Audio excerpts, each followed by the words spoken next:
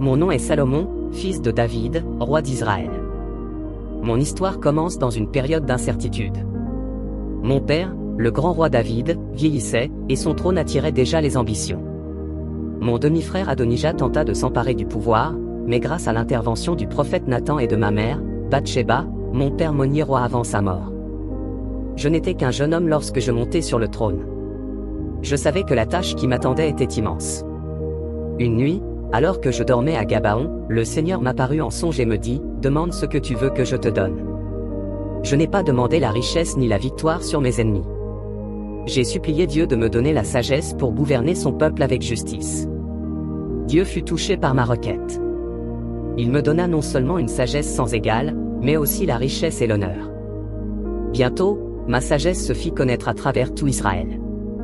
L'un des jugements qui marqua mon règne fut celui des 2 femmes réclamant le même enfant. Par un stratagème simple, j'ai révélé la véritable mère en proposant de couper l'enfant en 2. Sa réaction de compassion révéla son amour maternel, et tout le peuple reconnut que Dieu m'avait donné une intelligence divine. Sous mon règne, Israël prospéra comme jamais auparavant. Les nations voisines recherchaient ma sagesse, et la paix régna sur mon royaume. Mon règne fut béni par l'Éternel. Les richesses affluaient, les alliances se multipliaient, et mon nom était connu bien au-delà des frontières d'Israël.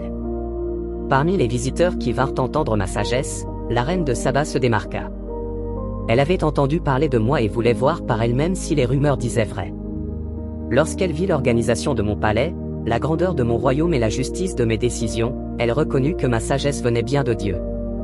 Mais mon plus grand accomplissement fut sans conteste la construction du temple de l'Éternel à Jérusalem. Mon père David en avait eu le désir, mais Dieu lui avait dit que ce serait son fils qui construirait sa maison. Je pris donc la tâche à cœur et rassemblai les meilleurs artisans et les matériaux les plus précieux pour bâtir un sanctuaire digne du Très-Haut. Il fallut cette année pour terminer cette œuvre grandiose.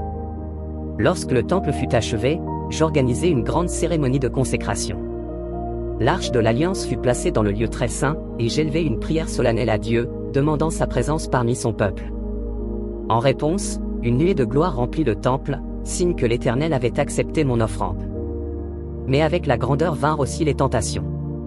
J'aimais les femmes, et je pris pour épouse des princesses étrangères, malgré l'interdiction divine. Avec le temps, elles influencèrent mon cœur et me poussèrent à adorer d'autres dieux. Je bâtis des autels à leur divinité et laissai l'idolâtrie s'installer dans mon royaume. L'Éternel fut en colère contre moi. Il m'avait tant donné, et pourtant, je m'étais détourné de lui. Il m'annonça que mon royaume serait divisé après ma mort. Il ne le ferait pas de mon vivant à cause de la promesse faite à mon père David, mais mon fils Roboam verrait Israël se déchirer.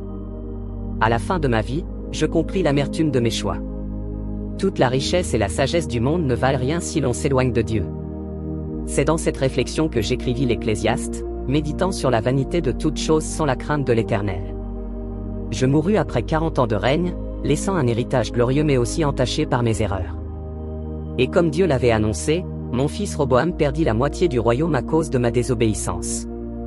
Ainsi s'acheva mon histoire, celle d'un roi béni par Dieu, ayant goûté à la gloire et à la sagesse, mais qui finit par s'éloigner de la source même de sa bénédiction. Une leçon pour tous ceux qui croient pouvoir prospérer sans demeurer dans la fidélité à l'Éternel.